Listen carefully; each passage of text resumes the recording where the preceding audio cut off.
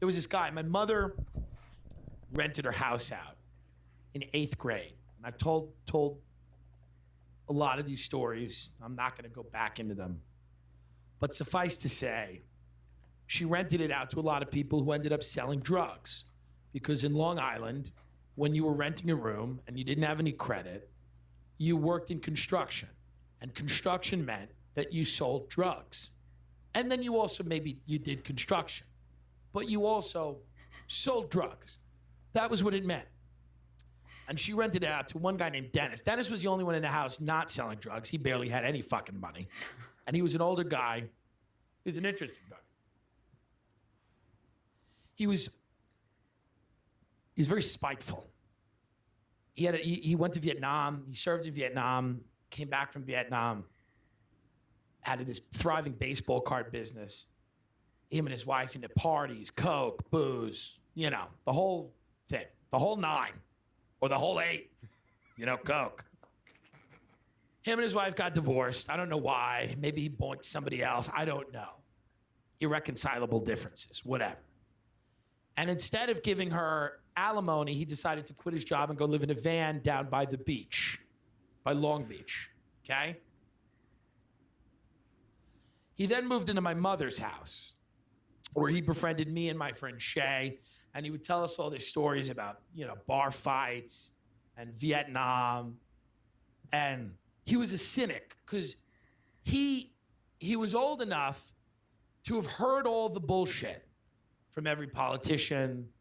And he ended, as many people do, in a room drinking wine out of a Burger King cup with ice in it, smoking a pack of Marlboro Reds a day, and saying the N-word. Now, that's neither here nor there, and I don't endorse that kind of behavior. I'm saying idealism ends usually there, is what I'm saying. If you don't have a healthy dose of cynicism, you're going to end up like Dennis. Dennis was not a bad man. He wasn't great. His kids hadn't spoken to him in 5 years, and they called him once, and he was so drunk, he answered, he went, hello, hello. And they went, hi, Dad. And he went, hey, what are you doing? And they said, I think I'm going to go. And he goes, whatever. After everything that happened, Dennis said, life in the big city. It was one of my favorite quotes he ever said. Life in the big city. My mother would go, the cops are going to probably raid the house because they were running a pretty big coke operation upstairs. And Dennis would go, life in the big city. My mother would go, your kids you haven't seen in 5 years called you, and because you were so drunk, they hung up the phone and they never want to speak to you again. Life in the big city. He would say that. He'd sit there holding his hunting knife in a chair, staring at the fire, drinking cheap wine out of a Burger King, big cup with ice in it, smoking Marlboro Reds, and saying life in the big city. He had a few other sayings. Now, these are not good sayings. I do not speak this way. And I could say it was a different time, but there was no time when this was appropriate. He'd walk around and say, there's an N-word in the woodpile. I don't know what that meant. I don't know why he would say that. He was a deranged man who had lost most of what you could ever get in life. He had nothing left. He's dead. You can't cancel him. You can't cancel Dennis. He died exactly as he should have, clutching his chest on a fishing boat in front of his brother. He was young. He was in his late 50s, early 60s, probably early 60s. And he had one last, he loved playing cards. And I don't endorse the sayings, but life in the big city, I don't think that was the worst way to handle everything. And Dennis had guns. Dennis had a lot of guns under his bed, in the closet. But Dennis had those guns in case somebody came into the house, he'd shoot them in the face. So he said, if he was sober enough to find a gun, get his finger on the trigger, thank God that was never tested, would have shot me. Would have shot me when I was just trying to do a line in the bathroom. like an 8th grader getting ready for school. But life in the big city is kind of where you end up in many cases. We'd sit there with my mother. They'd eat baked clams. They'd eat linguine with red clam sauce. He would smoke cigarettes while he ate. No one does that anymore. He loved beer. He loved wine. No hard stuff. He swore most of that off. And he was a good guy. I remember at my grandmother's funeral, he was, after my mother's house was lost, Dennis moved into my mother's van.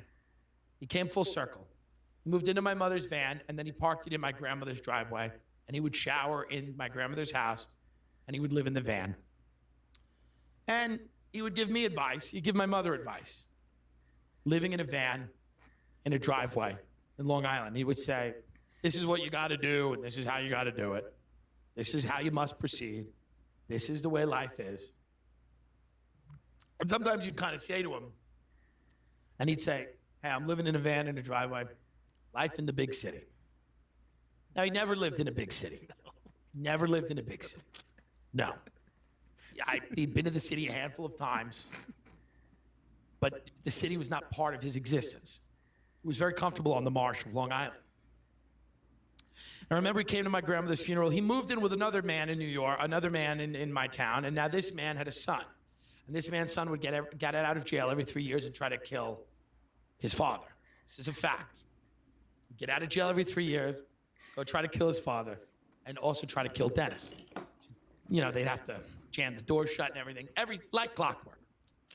Dennis would come over the house and go, Joey's out, tried to kill us again. And we'd go, oh, yeah, well, it's that time, you know. So Dennis came to my grandmother's funeral. He goes, I just got a brand new gun.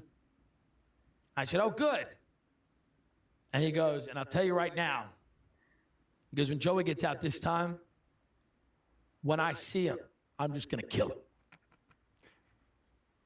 But let's not delude ourselves. Dennis was not railing against the state.